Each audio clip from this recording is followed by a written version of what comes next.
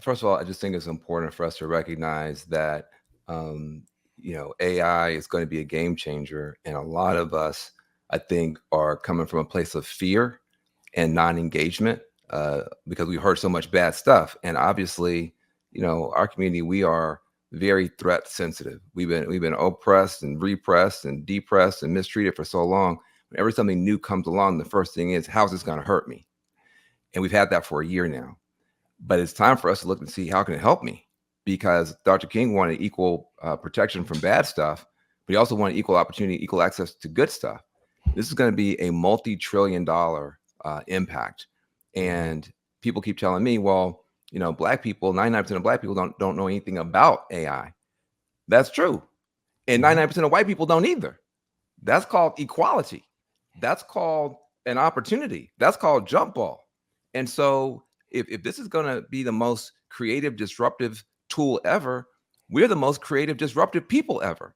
When it comes to technology, we took two turntables and a microphone and took over global culture with hip hop. So that's not much technology, but we're so creative with it. Now you've got these incredibly creative tools. We shouldn't be running away from them. We should be running toward them. And so my not-for-profit organization, Dream Machine Innovation Lab, we teamed up with will.i.am, and we launched a campaign in November called Make Wakanda Real. In other words, why should our imagination only be on the negative side? What about Wakanda as an imagination jumping off point where, we have the best technology in the world and we're using it for good, and we're using it in a heroic way. We're using it in a spiritual way. We're using it in a way that honors our ancestors. Why can't we grab this technology before anybody else moves on it and move first?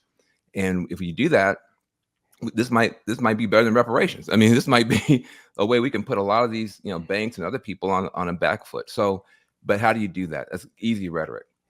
So what we decided to do was to create the Dream Machine AI Academy and teach, basically get people together and teach folks for free how to use all these tools that are out there that, without instruction, you may not be able to feel comfortable with. Weekend of Juneteenth, we went to Atlanta. We had the first ever Dream Machine AI Academy.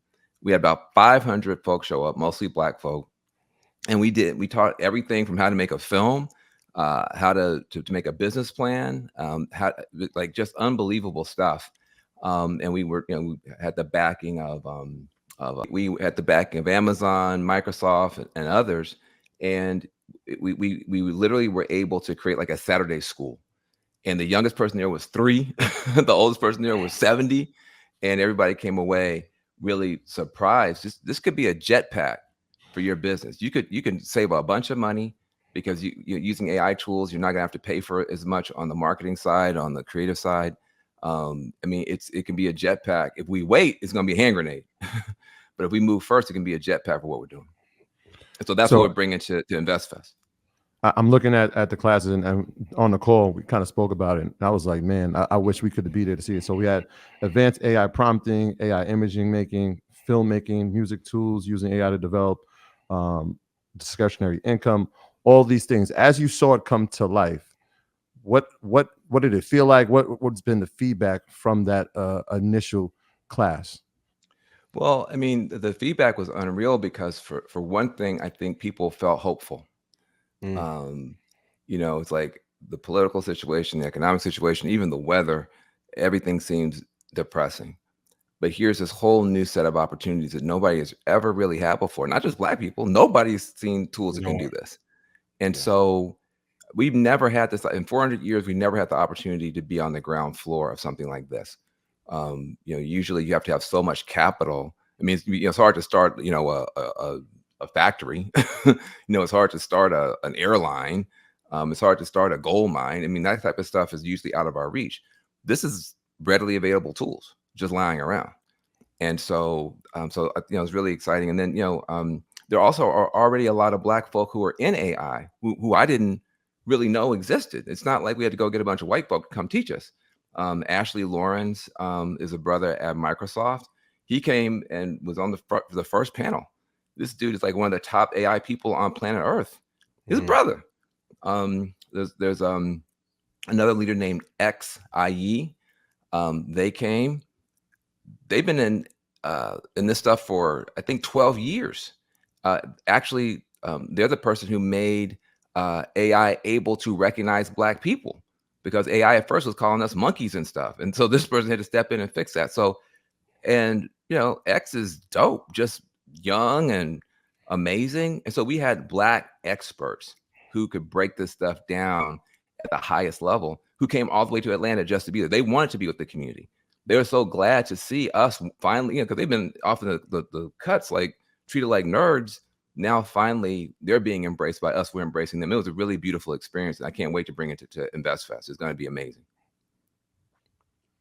I know there's been a lot of talk about large language modeling, and the costs are astronomical. Like, how do you think we can get into maybe niche models that can have an impact on our communities that will allow us to maybe sell the IP to a Microsoft or a Google, Meta, etc., and break in that way?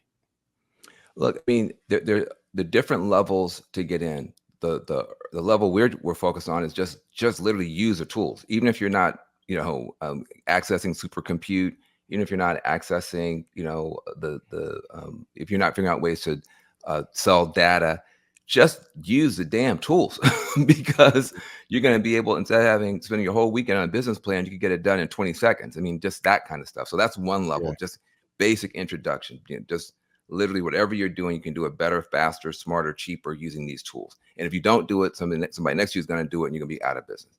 So that's Yeah. the first level. And then, look, man, the Black community right now has so much power, but we're not using it against these type of problems.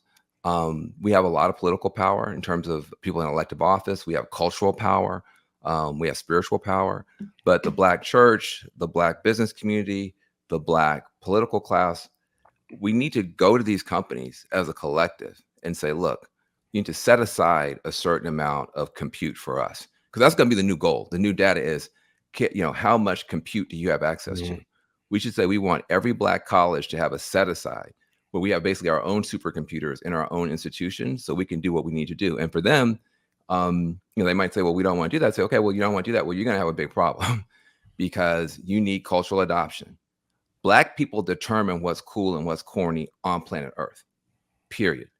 So even though America's only, 5% of the world's population, Black people in America only 10%, we still, for that tiny group, we own global culture.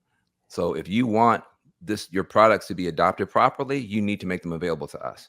If you want them to be messed up, be like, if you want a bad time in the culture, we can determine that.